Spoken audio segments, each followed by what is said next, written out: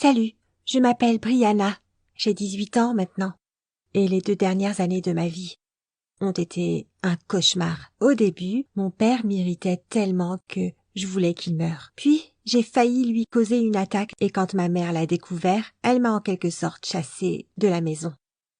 Il y a presque 2 ans, mon père s'est blessé à la colonne vertébrale et s'est retrouvé en fauteuil roulant. Cela l'a mis en colère contre le monde entier. Et comme ma mère et moi étions les seules personnes qu'il avait à ses côtés, il a évacué sa colère contre nous. Il était le seul soutien financier de la famille et il n'arrêtait pas de dire que s'il n'avait pas eu besoin de travailler aussi dur, tout irait bien. La réalité était que nous n'avions pas assez d'argent et comme il me restait quelques mois d'école, maman a dû se trouver un emploi pour nous faire vivre.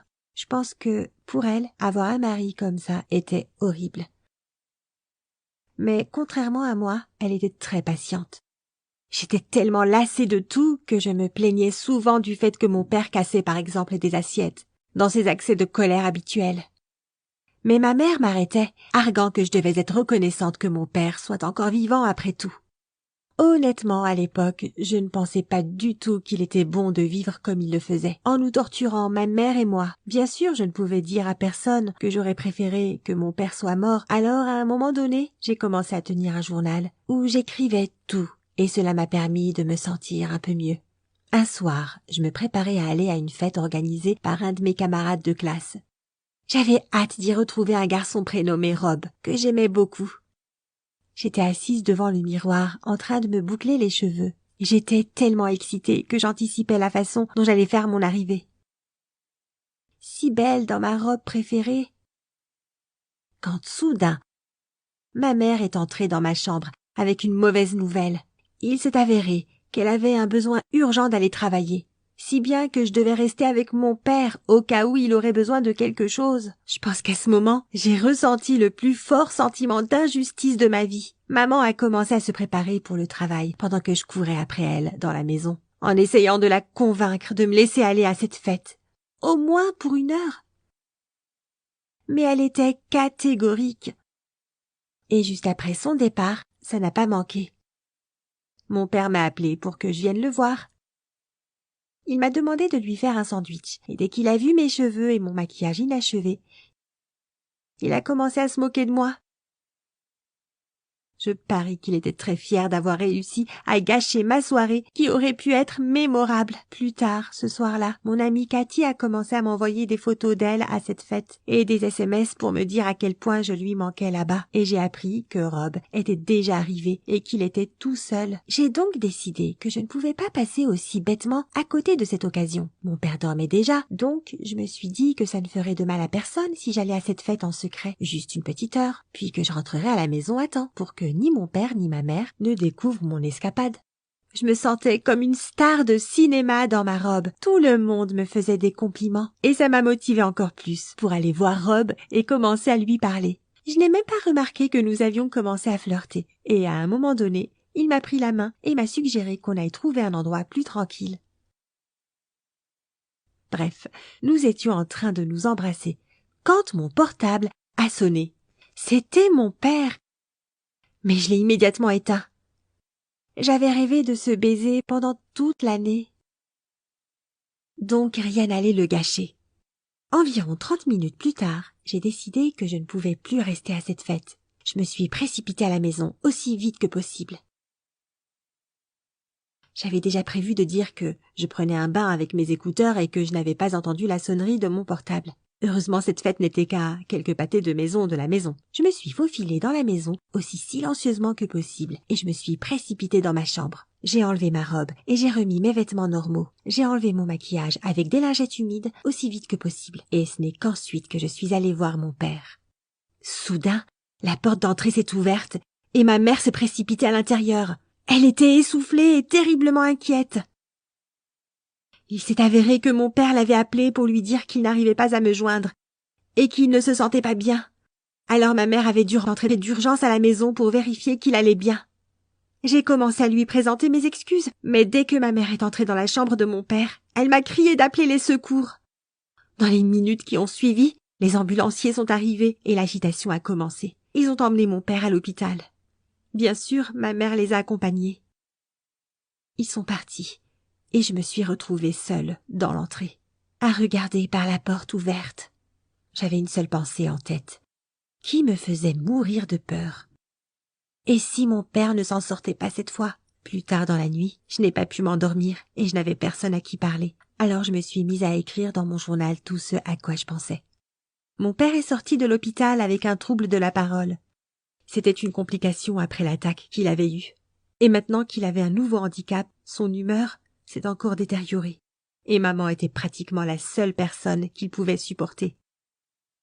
Chaque fois qu'il me voyait, par exemple quand je passais devant sa chambre, il me lançait son oreiller ou autre chose.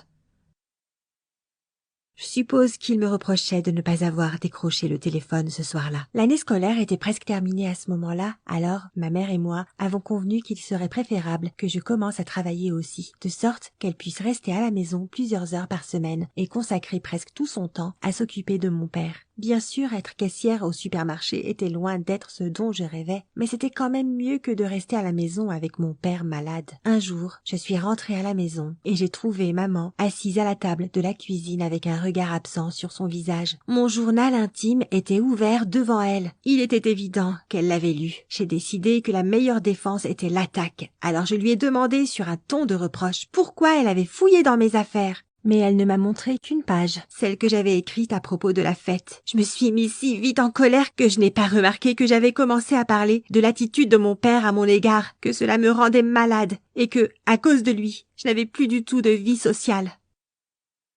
Maman a écouté ma tirade en silence et quand j'ai fini, elle a soupiré et a dit que s'il était si difficile pour moi de vivre dans la maison de mes parents, elle ne voyait qu'une solution, c'était que je parte. Toute cette situation était tellement insultante que je suis simplement allée dans ma chambre et j'ai fait mes bagages. Je n'ai même pas dit au revoir à mes parents. J'ai simplement quitté la maison. J'ai décidé de retourner travailler. Il y avait une chambre avec un canapé et je pensais que je pourrais y rester quelques nuits jusqu'à ce que je trouve une autre solution. Je n'avais pas assez d'argent pour me louer une chambre et je ne voulais pas déranger mes amis en leur racontant pourquoi ma mère m'avait chassée de la maison. Franchement, quelque part au fond de moi, j'espérais que ma mère changerait d'avis et m'appellerait pour me demander de revenir, mais une semaine plus tard, je n'avais toujours aucune nouvelle de sa part, et cela m'a rendue encore plus furieuse contre elle, alors je ne l'ai pas appelée non plus. Puis l'agent de sécurité du supermarché a commencé à insinuer que je ne pouvais plus rester là, sinon il pourrait avoir des problèmes avec le patron. Alors j'ai pris toutes les heures possibles pour pouvoir économiser le plus d'argent possible, pour me trouver un endroit où vivre. J'étais au bord du désespoir quand j'ai croisé par hasard Rob. Oui, le garçon de la fête. Il m'avait appelé plusieurs fois pendant tout ce temps, mais à cause de tout ce qui s'était passé, je ne l'avais jamais rappelé.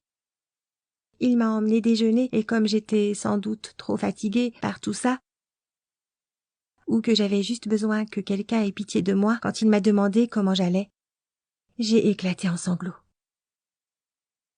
Je n'espérais rien en lui racontant mes mésaventures, mais imagine ma surprise lorsque, plus tard dans la journée, il m'a envoyé un message avec une adresse en me disant qu'il y avait une chambre où je pouvais rester aussi longtemps que je le voulais, et pour un prix très abordable. Il s'est avéré que la grand-mère de Rob avait une amie, une vieille dame célibataire, qui avait une chambre d'amis disponible pour moi. Ainsi, à l'heure du dîner, je buvais déjà un thé, en faisant connaissance avec Madame Gabrielle. C'était un peu gênant de vivre avec une parfaite inconnue, mais elle était très gentille avec moi. Après 2 semaines de séjour, j'ai découvert qu'en organisant cette rencontre pour moi avec Madame Gabrielle, Rob, qui était devenu mon petit ami, avait vraiment fini par me sauver.